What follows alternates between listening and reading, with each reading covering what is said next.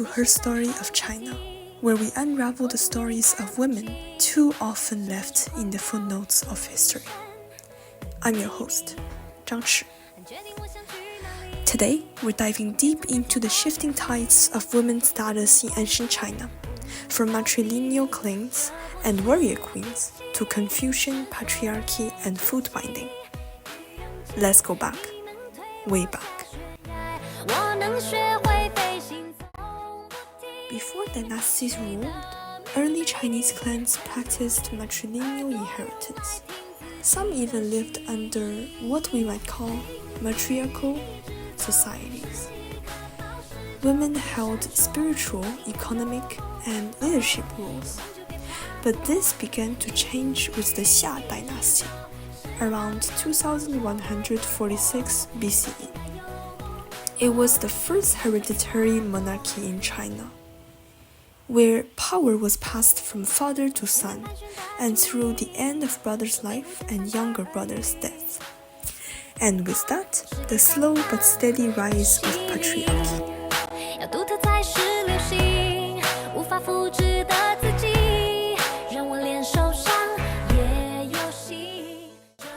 Now, let's talk about the Shang dynasty, 1675 to 1029 BCE.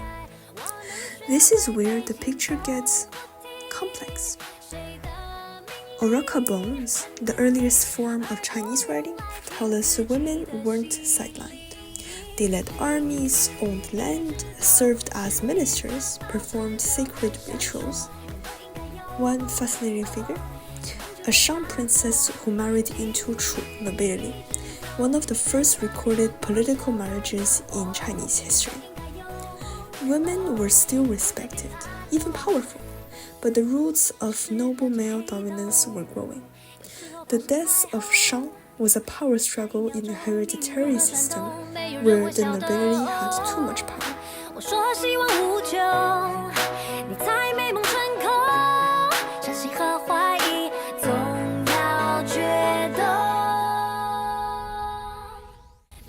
In the Zhou dynasty, 1029 to 221 BCE, we see the rise of lineage-based patriarchy. The Zhou royal family believed that the Zhou king was superior and that all nations were subservient. The Zhou king was afraid of ending up like the Shang, so he divided up the royal children and established vassal states in various places to control the original clans and tribes. Men dominated family trees, but bronze vessels still preserved the women's names.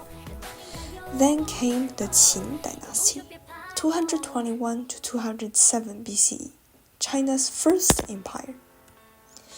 It was the first great unitary, centralized empire in Chinese history. It was a radical, highly centralized dictatorship that was accomplished rather hastily. The rules were first established, so the ethical norms that would later strictly require restrictions on women had not yet developed. Qin women were subject to relatively few constraints and were on a relatively equal footing with their husbands. Surprisingly, women also had more freedom than we might expect. Concerning chastity, premarital sex and unmarried pregnancy were normal. Women were responsible for sericulture, weaving, and fieldwork, which were important responsibilities in family labor. Women were economically independent and had some ownership and inheritance rights over family property. Women can get educated but can't be involved in politics. But when Emperor Yingzheng's mother got involved in a scandalous affair that led to a rebellion, boom! Adultery became a capital crime. The state of Qin was very strict about adultery because the mother of King Yingzheng, who is Zhao Ji, had an affair with a minister. Zhao Ji even granted land to the minister. As a result, the minister did revolution. Yingzheng killed him and enacted a law against adultery.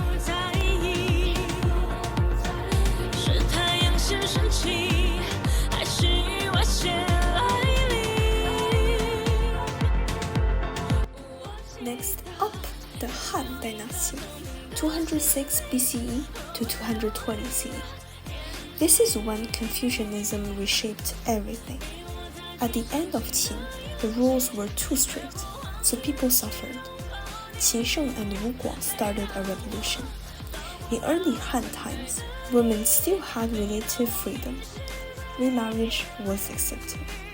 But over time, the state praised the women who stayed loyal to dead husbands, the so-called virtuous widows. At first, only educated and higher hierarchy women were praised for not remarrying, but the government helped to spread the words by putting on monuments, sending encouragements, and elevating the status of these women. The lower hierarchy women also started to stay loyal to their dead husbands. At least there was a positive side.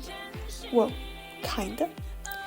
The women don't just get praised by not remarrying, but also being sagacious, reasonable, and compassionate. During that time, divorces and remarriages were still very free, but at the end of Han, staying loyal to dead husbands was encouraged by the social norms. At the end of Tang dynasty, more and more child emperors were born, so there was a fierce power struggle between the foreign relatives and the eunuchs. The power waned, leading to the eventual extinction of the Han dynasty. At the same time, women's participation in politics was seen as a disgrace to the state. As in the case of Empress Lu of the Western Han dynasty, who ruled the country as an enforcer of power, but was ultimately penalized as a traitor of the state. During the reign of Emperor Wu of the Han dynasty, Minister Dong Zhengshu proposed to depose the 100 schools of thought and revere only the Confucians, which made the Confucian patriarchal system, rituals, and ethics the dominant ideology in society. That's where we get the infamous 三从四德, which means 3 obediences and 4 virtues. The 3 obediences are obey your father, then your husband, then your son. And the 4 virtues in speech, appearance, behavior, and work. I mean, at least women were still social adults. They pay tax and work for the government.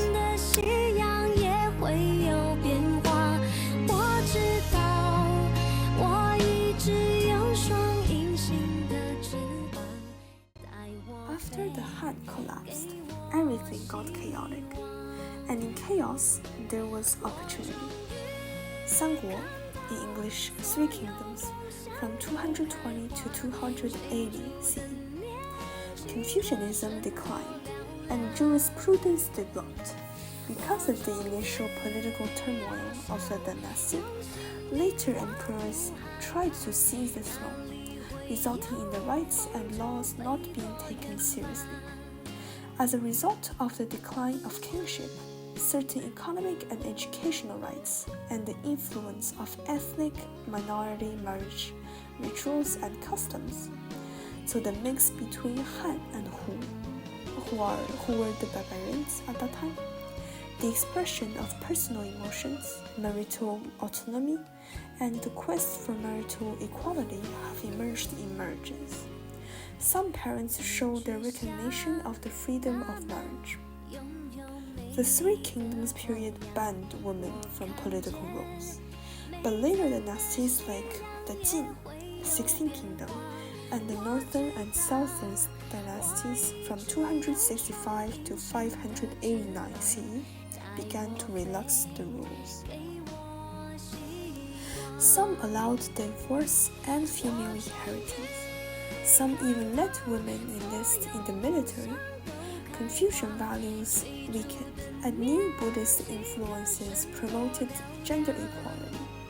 But moral labels like virtuous versus jealous women kept a tight leash on behavior. Control just changed form. Until Sui, women were half social adults. Compared to men, they own half the land, provide less, and are taxed half as much as the products of cottage industries. And then came the Sui dynasty, 581 to 618 CE. Women were hardly social adults.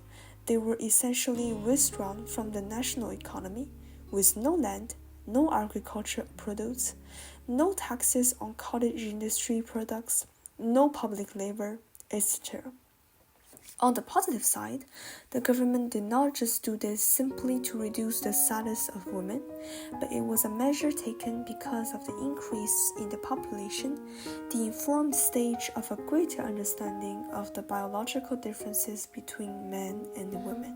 怎么会只剩下自己还不上认输 And then came the Tang dynasty, 618 to 907 CE, a golden age for many, including women. Women were what they liked, rode horses, went to school, dated, and Buddhism helped legitimize gender equality. The Great Tang Empire was in an era of prosperity and strength in feudal society. And of course, there was Wu Zetian, China's only female emperor, not an empress consort, emperor. She even encouraged princesses to join in politics, who have all promoted political initiatives for the advancement of women. At that time, instead of having access to the bureaucratic system, there was a better chance of having access to the system of royal power and queenship. But as Confucianism returned to favor, that freedom began to erode. And one of the darkest trends in Chinese gender history began: foot binding, a beauty standard so painful it broke bones, and endured for centuries.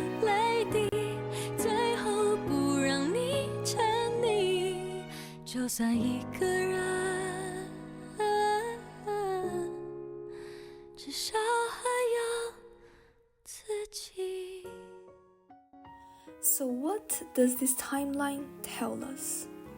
Women in ancient China didn't rise and fall in a straight line. Their status surged, dipped, shifted, depending on dynasties, rulers, ideologies, and war. Sometimes they led armies, other times they were confined to the home. Sometimes praised for courage, other times for silence. In our next episode, we'll trace this journey further through the Song, Yuan, Ming, and Qing dynasties to see how the past echoes into the present. Until then, stay curious and never stop asking, who gets written into history and who gets left out?